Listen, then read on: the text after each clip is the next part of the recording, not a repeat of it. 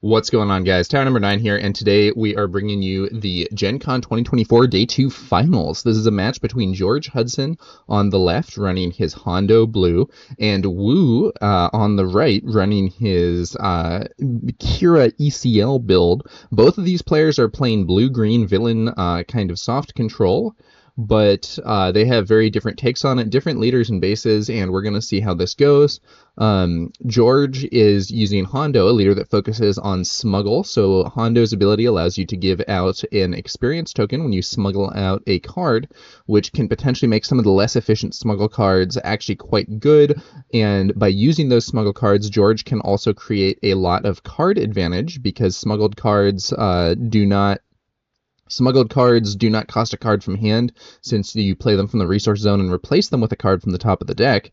wooooo, on the other hand, with Qi'ra, should be able to make some nice plays and has the ability to bring out Qi'ra and do a bunch of damage to units on the board to potentially kind of do a soft reset on an unfavorable board state. Qi'ra's ability to give out shields can also be very relevant in a scenario where there's going to be some unit combat. So we will see which of these players will prevail. One note is that this is the finals, but this event doesn't have a cut. wooooo is currently 6-0 at the time of this match being played. So if wooooo wins this match, he will be the undefeated winner of Day 2 of GenCon. And if George wins the match instead, George did have a double loss earlier, so it's currently 5-1. So George would then be 6-1, as would wooooo, and I believe we would go to strength of schedule or some other tiebreaker to determine who the final winner is. So let's see which player can win the finals here. Okay, so we are looking at both players resourcing up. Interestingly, I think both players. It looks like both players didn't have a turn 1 play, which is a little odd. We're now on turn 2, and people are playing the types of plays that are normally made on turn 1. So wooooo brings out Inferno 4 and then uses Qi'ra to shield it. Qi'ra's shield also does 2 damage, whereas George plays a Pike Sentinel. And now we're going into what looks like it would be a turn 2 in some ways, but the players are at 4 resources, so they're starting off a little slow, but I think both of these decks are kind of longer-term focused builds with the blue-green soft control. And we now see Inferno 4 swinging in for 2. One thing that could be a problem for wooooo is that if George has a bunch of like make an opening type cards that give -X/-X, that's a great way to handle these shields. George plays Lom Pike, and wooooo plays a resupply, going up to 5 resources. Qi'ra could be deployed here on this turn and would be able to do some substantial damage to George's side of the board. George probably not rushing to flip Hondo. So when Qi'ra deploys, she heals all units currently on the board and then does damage equal to half their HP, I believe, rounded down. Lom Pike attacks, doing some damage to wooooo's base, although it looks like maybe the damage was forgotten there. It should be 4 damage to base, plus a shield. He can, on attack, Lom Pike can give a shield to one of your units as well as one of your opponent's units. And it does look like that damage on base was forgotten. That base should have been hit for 4 there, so wooooo should currently have 6 damage on his base, not 2. wooooo uses his energy conversion lab to ambush in Gideon Hask, a 5/5 who has, when an enemy unit is defeated, you may give an experience token to a unit you control. It's worth noting that Gideon does not say another unit you control, so he could buff himself, but instead he's going to buff the now double shielded copy of Inferno 4. Timely Intervention, being smuggled out by George, allowing him to ambush. It's going to be the client, and he uses Hondo's ability to give a +1/+1 counter to the client, puts the shield on first, and then the client ambushing in there defeats the wounded Gideon Hask, not taking any damage himself thanks to the shield. 3 damage to George's base.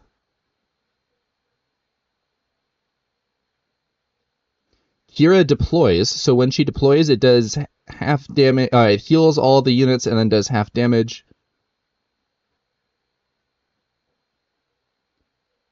And Qi'ra is going to be able to swing into the client, which is very desirable. One of the things that you really want to do with Qi'ra is to deploy and attack into a unit that has three power. Because Qi'ra is a 0/8 with grit, and she does 4 damage to herself when she comes into play, so she's essentially a 4/4, but if you can swing her into a unit with 3 power, she takes 3 damage and becomes a 7/1, giving her a big punch. However, in this case, good old Lom Pike able to solve the situation by attacking, giving a shield to himself and another shield to Inferno 4, a now heavily fortified Inferno 4, and using his shield to break through against Qi'ra. We then see Hondo hit the field, and Wu plays Vader. If he can find a Death Trooper, he can... Oh, and he finds it!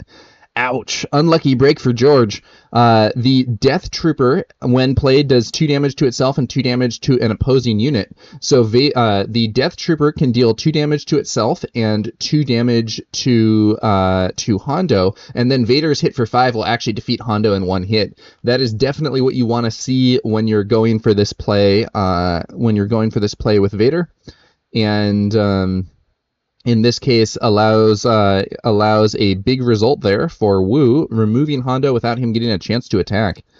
And George then fires off an overwhelming barrage, defeating Vader and the Death Trooper and stripping a shield from Inferno 4, but I do think he did not... I do think that turn didn't necessarily go the way that he wanted. That Vader hitting a Death Trooper play is not reliable, but it's not that unreliable either, and when you hit it, it is big value. Oh, let's see if Wu can do it again. If he can hit another Death Trooper, he'll be able to remove Lom Pike in 1 attack here. Oh, that time he gets actually very unlucky. Not only does he not have the Death Trooper, he actually blanks out completely.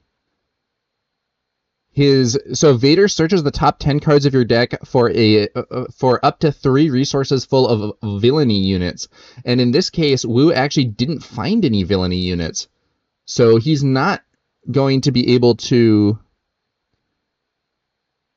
Okay, so now Lom Pike attacks into the base, shielding himself and Inferno 4.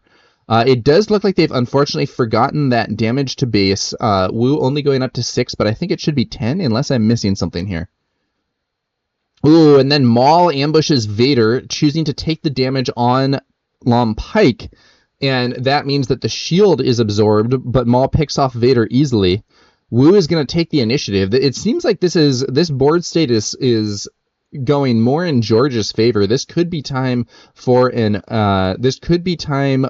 super laser blast or something to try and reset here for Wu, because the ground arena is really turning against him. No, it's an Avenger. Okay, so Avenger is going to force George to lose one of those units. Probably going to be Pike there. Avenger is a very powerful ship, and when played or on attack, you have to remove a unit. Let's see if George has some smaller units he can develop to try and shield Maul from that Avenger. If he doesn't, he could be in big trouble, because every attack from Avenger is going to be removing a unit.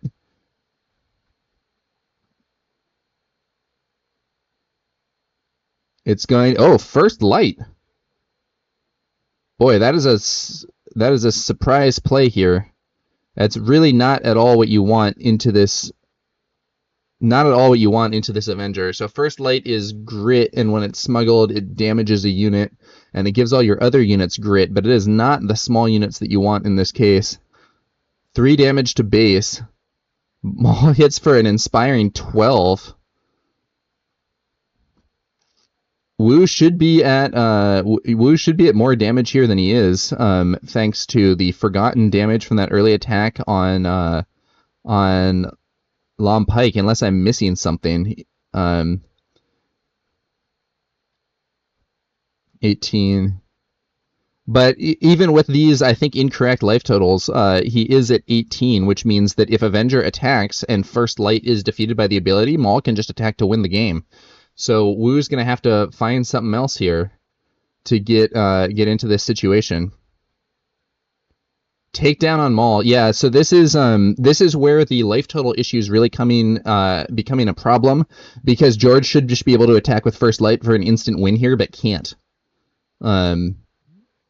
the forgotten damage from Lum Pike is crucial, as this game would be over if that damage had not been forgotten, unless Wu did have a Super Laser Blast or some other reset. But as it stands, First Light does not have the firepower to close this out.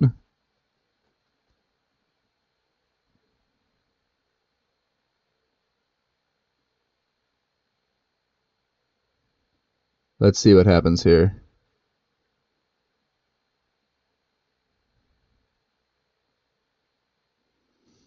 George mulling over his options. It's a little unfortunate. He should be in a position to just win this game immediately. Okay, so he gets a collection Starhopper. It is going to be smuggled, so that's going to allow him to give out a +1/+1. But it looks like he might not be doing that. He may not be using Hondo's ability here.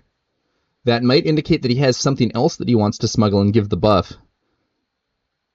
Avenger swings for base.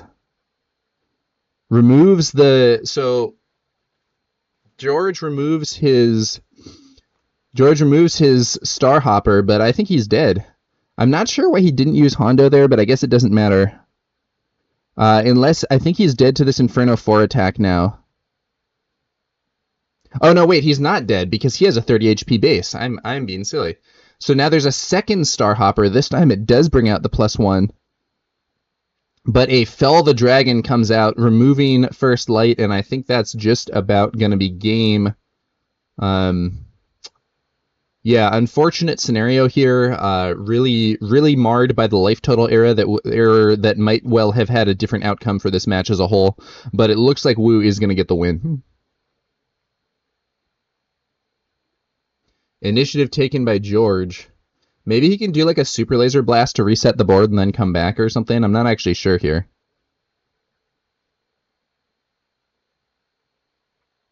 Inferno 4 can swing for 3 here and uses that to hit the base. 5 HP left. And then I think that's a Pike Sentinel. George needs a Super Laser Blast here, I think. And even then, I think he's in a losing position because Wu will just build up a big board afterwards. But we'll have to see.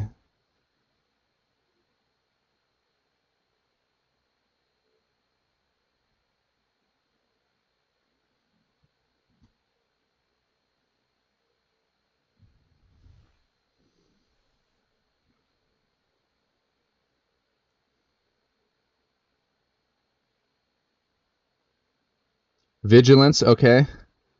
It's going to kill that and heal for 5. That's going to keep him alive at least a bit. But, yeah, I mean, Avenger just swings in for 8, and it's going to destroy the Collection Starhopper as well. I'm not really seeing an out for George here.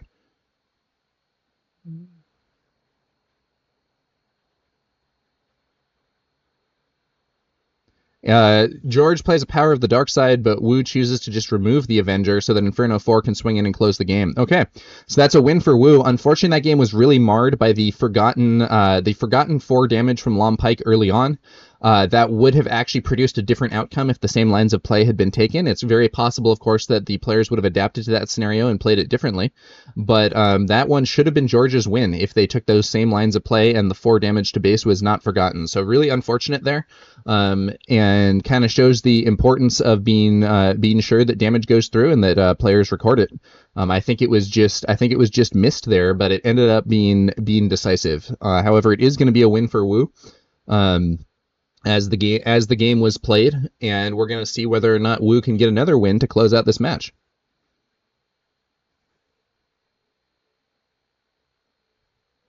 Avenger is a very strong card if you can get it to stick. The potential repeated removal there can be really effective at getting the opponent's units off the board.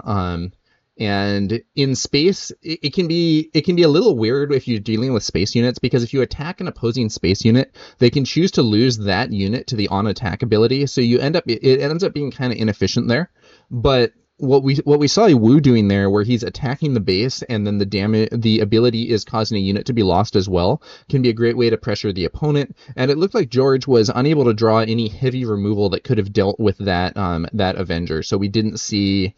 I don't know exactly what he's running removal wise, but we didn't see a Rival's Fall, Fell the Dragon, Vanquish, Super Laser Blast for the reset. We didn't see any of those options coming out, and that Avenger sort of took over the game in the absence of small units to protect some of the other stuff from George. So unfortunate scenario, and we're gonna have to see how things progress.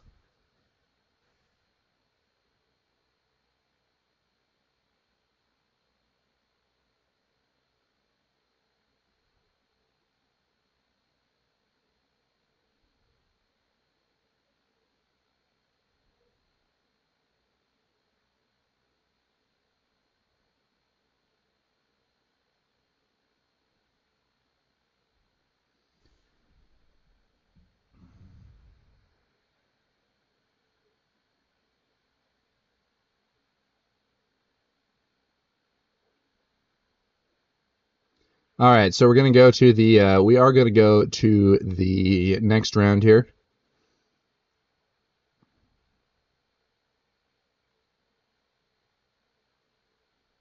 This time, George is going to be going first, and we'll see if the players actually have a turn one play. That last game was odd in that we ended up with both players missing their turn one play, and the game essentially starting on 3 resources instead of 2.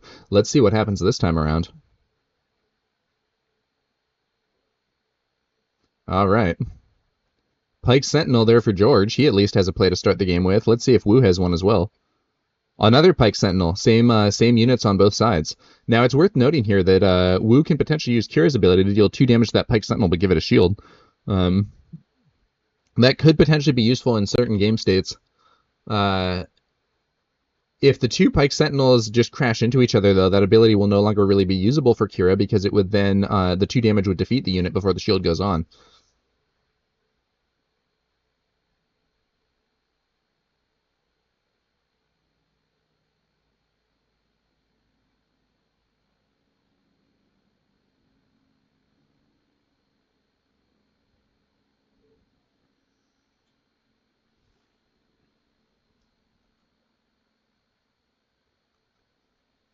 Collection Starhopper smuggled out and buffed by the Pike Sentinel, or buffing the Pike Sentinel with Hondo's ability, so it is now a 3/4 illegal attack. Wu tries to hit the base for 2. That's not allowed. George is going to allow Wu to redo that play, which I think is the sportsmanlike option there. So it's going to be a Death Trooper dealing 2 damage to the Pike Sentinel and 2 damage to the friendly Pike Sentinel. So now the buffed Pike Sentinel is going to trade there. Another play that Wu could have gone for would have been the shield with Qi'ra. Wu's going to take the initiative. Death Trooper in that case, because it damaged a different unit, gets to stay in play as a 3/3, which is nice. Often the Death Trooper comes in as a 3/1 because it damages itself. Wu's going to lead off this turn with an attack with that Death Trooper, dealing 3 damage to George's base. George goes in with the Consortium Starhopper. 2 damage to Wu's base. Qi'ra's ability now being used. Shield and 2 damage on the Death Trooper. Lieutenant Childson hits the board, and it looks like there's only going to be 3 cards revealed there. It's going to be a Power of the Dark Side, Super Laser Blast, and Avenger. So this time George has some heavy hitters. And so that's going to be a 5/5 Lieutenant Childson. And Wu goes for a resupply, ramping up, and we'll be able to deploy Qi'ra. Qi'ra is going to be a scary sight, and we'll see what happens there. George wants to now avoid having his board get too big compared to Wu's, or else Qi'ra's damage will hit him harder, I think. That's one of the interesting things about having kind of that, it's not a reset, it's not a board wipe, but it's kind of a soft reset in terms of a damage effect that hits both sides. Rook ambushing in, so Rook is a shielded unit, and when he deals combat damage to a non-leader unit, he actually defeats it. So Rook ambushes in, deals 5 damage to Childson, and then puts the shield on.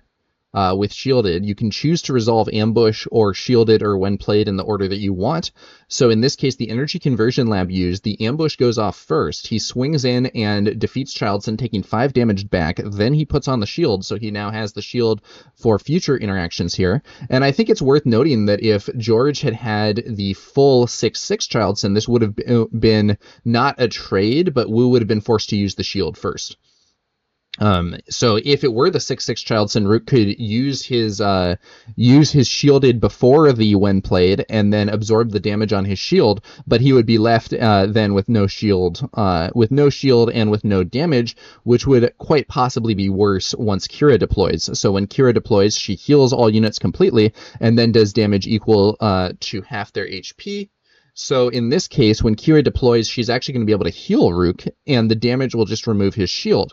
So this state is much more desirable, I think, for Wu compared to the one where he would have used his shield and not had damage on him. On the other hand, if George has a make an opening or something, it could kill Rook through the shield there. We saw a Power of the Dark Side played by George, and it removed the Death Trooper. Both players not deploying their leaders at this time. Let's see how this game progresses. Wu going for a big play. It's going to be a Vader. Darth Vader commanding the First Legion. His ambush ability is not productive here because there isn't a enemy unit to ambush, but then we see him bringing in a Super Laser Technician. Also probably not the most optimal thing to find, but it is going to ramp him closer to some of the big endgame cards like that Avenger. George is looking behind here. Let's see how things develop.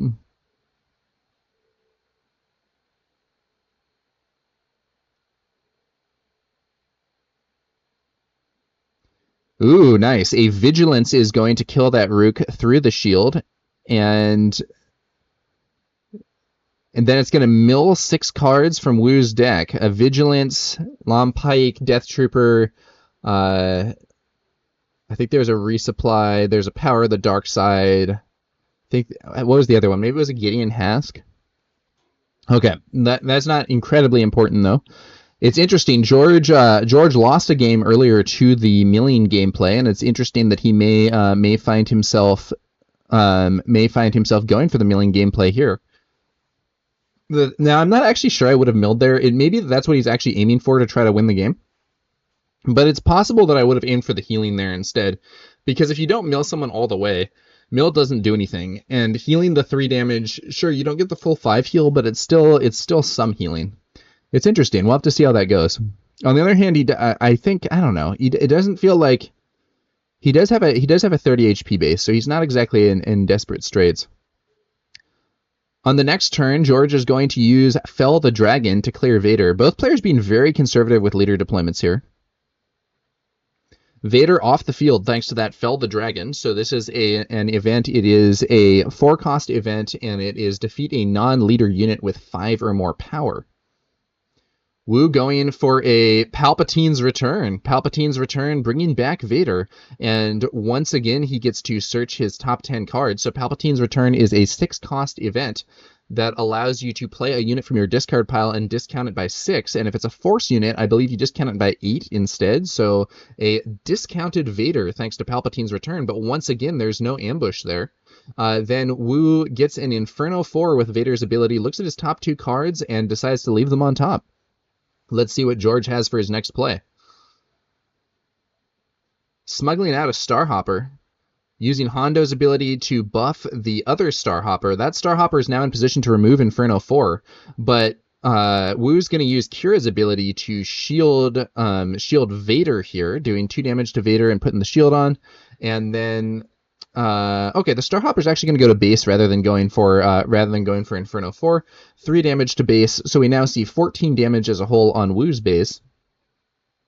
Qi'ra deploys. That's going to heal Vader and clear his shield that she just added, and then 1 damage to each of George's ships. And now Hondo takes the field to oppose Qi'ra.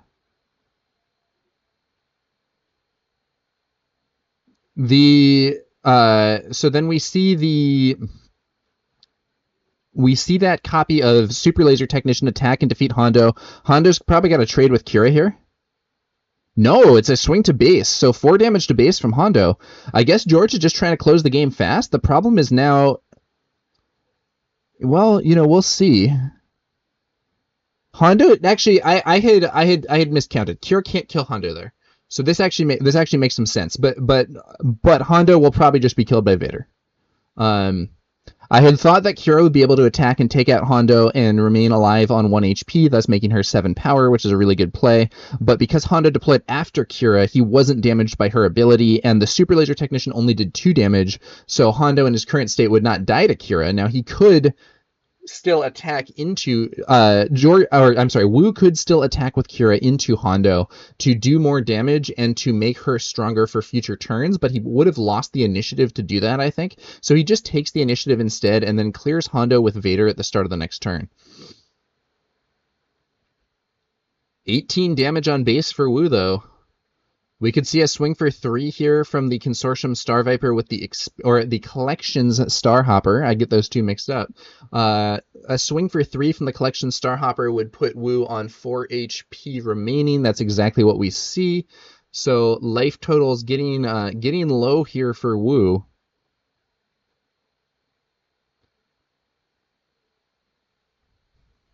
Inferno 4 trading with the other Collection Star Hopper to prevent further damage this turn.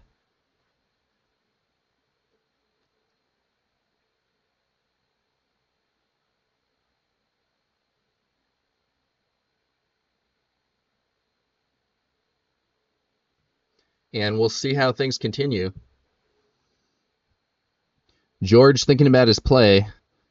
Wu has a much stronger ground arena here. George is the only one with cards in space, though, and Wu's base is at critical HP, while George still has 27. It's gonna be Long Pike. Smuggled. Oh, but there is the mighty Devastator clearing Pike. And base hit for 4 by Qi'ra. George needs to reset this somehow. The Devastator is also a Sentinel, which means that George had buffed his Star Hopper again, so it is now a 4/4. And if it had a free attack, it would be able to close the game in one swing, but Devastator is a Sentinel, which now means that George, unless he can clear that Devastator somehow, does not have an immediate route to victory. Many other plays would have allowed George to win, but the Devastator shut him down there, and George throws out a Super Laser Blast to reset the board. The problem is Wu has a lot of resources here. The Super Laser Blast is very good value for George, but we're going to see more cards being played here, I think. Now, if Wu doesn't have some units to play out here, though, this could be a big situation for George. If Wu has a handful of events, he's in trouble. Ooh, okay, heal 5 and mill with a Vigilance. 3, 4, 5, 6, milling out some cards. The healing 5, probably the more important part there. Wu getting back from the brink, now 9 HP remaining. But he didn't have any units. So it is going to be a situation where George successfully reset the board without Wu repopulating that board with units. So at least, while it was not a great sight for George to see Wu play out that Vigilance and heal up, George did successfully get to an even board that turn, which is not always what happens when you play a Super Laser Blast. Next turn, George leads off with an Inferno 4, sending both the cards he sees on top to the bottom of the deck. Wu plays out a copy of Gideon Hask, so 5/5. When an enemy unit is defeated, you may give an experience token to a... I think it has to be a friendly unit, but I actually don't know. It's possible you could buff your opponent. There's like niche situations where that would be good. And let's see what George does here. George looking over his cards. Big play of his own. It's going to be Supreme Leader Snoke. Supreme Leader Snoke is a 6/6 and gives all enemy units -2/2. But he's taken out immediately by a Felled Dragon. And then there's an Initiative taken by George, and it's worth noting that because Gideon Hask does not say another unit, he can buff himself, and that's just what happened there with that Fell the Dragon on Snoke being used to give Gideon +1/+1, and then Woo also uses Qi'ra's ability to give Gideon 2 damage and perhaps more relevantly a shield. George would really like, I think, to see an Avenger here, and that's exactly what he has. Avenger wipes out Gideon Hask through the shield, sets up a big threat in space, and his Inferno 4 is still there to cover against a Power of the Dark Side. Let's see if there's a Super Laser Blast. No, it's going to... Oh, nice. It's going to be Palpatine's return, and he pays the extra for a... and he pays the extra there for a Devastator, not bringing back a Force unit, but bringing back his mighty capital ship, which then defeats the Avenger when played, and because it's a Sentinel, it blocks Inferno 4 from attacking the base. Well played by Woo there. That is a big play. Those sorts of recursion effects, when they're getting back really powerful units, can be very tough for an opponent. George does have a Fell the Dragon to clear Woo's Devastator, but then Woo has an Avenger of his own, and that's going to remove Inferno 4, and now George is really in some trouble. You do not want to have stuff like this. He smuggles out I think it's the Valiant Pursuit Craft. So the Valiant Pursuit Craft is a Sentinel, so at the very least it can absorb Avenger by forcing it to attack into it, and then it just gets removed, but it absorbs the damage, and then George potentially has a chance to refill his board on this turn, but I don't think that was what George wanted to see with that Devastator showing up.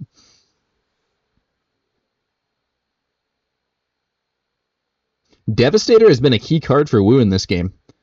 I think it's been very relevant. The first Devastator play saved the day from what otherwise would have been just a winning attack, and then the second Devastator play similarly turned a very bad board situation into a very favorable one. So Avenger attacks into the patrol craft or the pursuit craft there, and it is removed to the on attack ability. Then Lom Pike comes out from Smuggle and is buffed by Hondo's ability. A Death Trooper enters play, dealing damage to Pike there. George needs to bring out another unit to cover Pike from the Avenger here. Covert Strength. Heal 2 and +1. So that's now a 6/6. Oh, I think I saw an Overwhelming Barrage in hand. If he can fire off that barrage now, he can do 8 damage and clear Avenger, but it's not going to happen because Woo's the one playing the Overwhelming Barrage and clearing Pike. Ouch. George is in big trouble.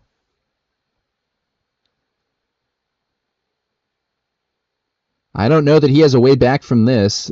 He's gonna just take initiative here, and I guess he hopes to draw a Super Laser Blast or something, get a reset going. Now there's a shield on Avenger. Don't think I saw a Super Laser Blast, but maybe there's one in hand there. This is a very interesting matchup.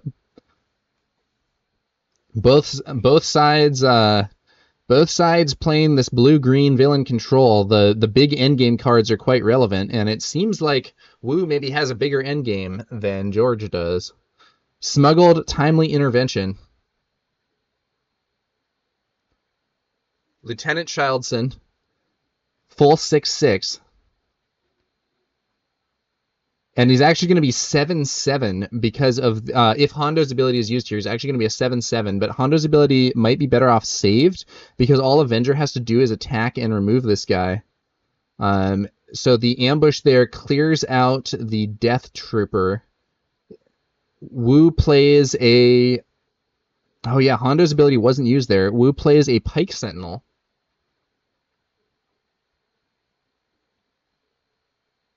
The shield on Avenger is very relevant here because if not for that shield, we could potentially... Oh, there's another Timely Intervention.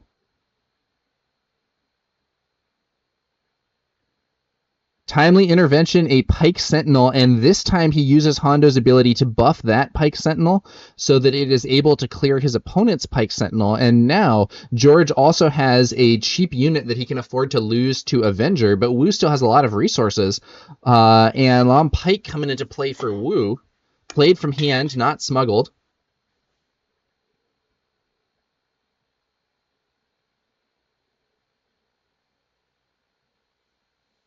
A lot of back and forth. A lot of back and forth.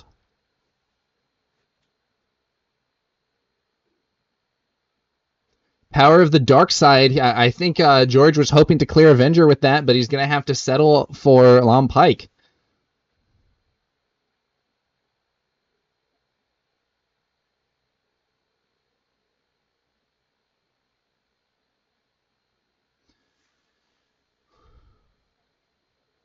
Woo swings on in for 8. George sacrifices his cheap Pike Sentinel, and then a takedown from Woo clears Childson as well. George once again left with no cards. George once again left with no cards on the board, and his opponent having an Avenger, not where you want to be. Now, if he had an Avenger of his own, or if he could just remove his opponent's Avenger and develop his own big capital ship, but I'm not sure. It's a tough situation here.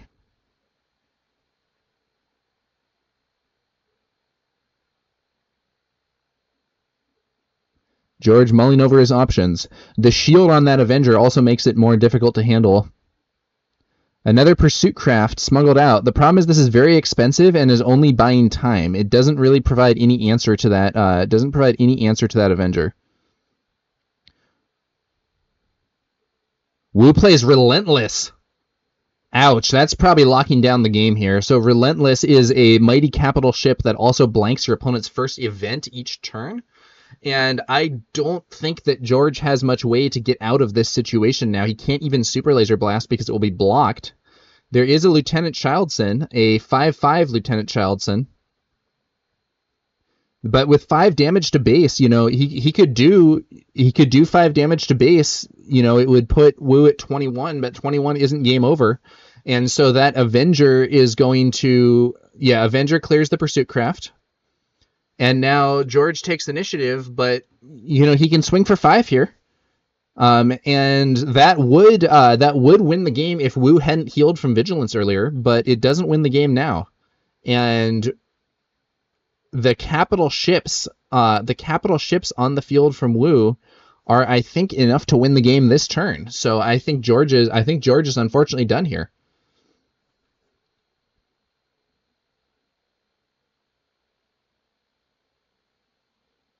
I'm trying to think of what George could even have that would win. He needs to do 9 damage, and he has a 6.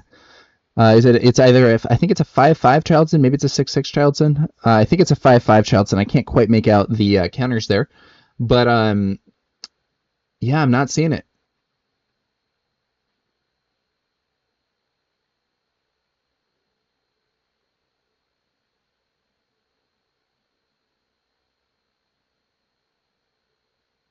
Let's see what's happening here.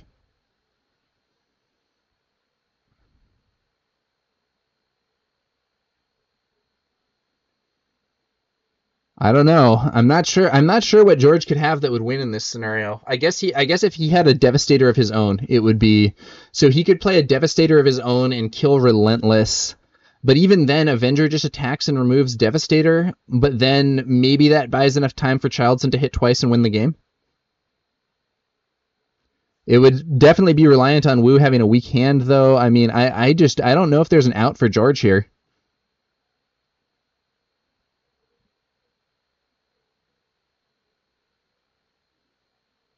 Let's see what happens here.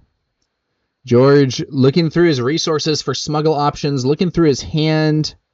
He plays a takedown, which has no effect, blanked by Relentless. He now has 9 resources remaining, so he may just be playing that takedown to open things up for a Super Laser Blast. Avenger swings in for 8 and kills Childson with its on-attack ability. If there is a super laser blast for George, he may at least survive this turn.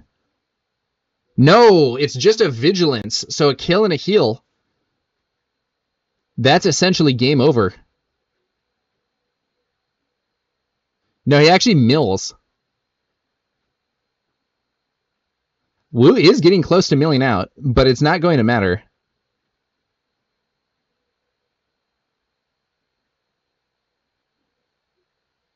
Eight, and then the Black Sun finishes off the game. So that is going to be a win for Woo, and that means that Woo is the undefeated winner of GenCon Day 2. I do think, congratulations to Woo for the win.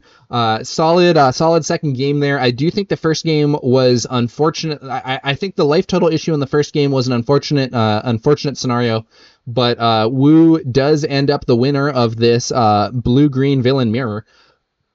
It does seem to me that Woo's larger end game put him in a good position to win this against George.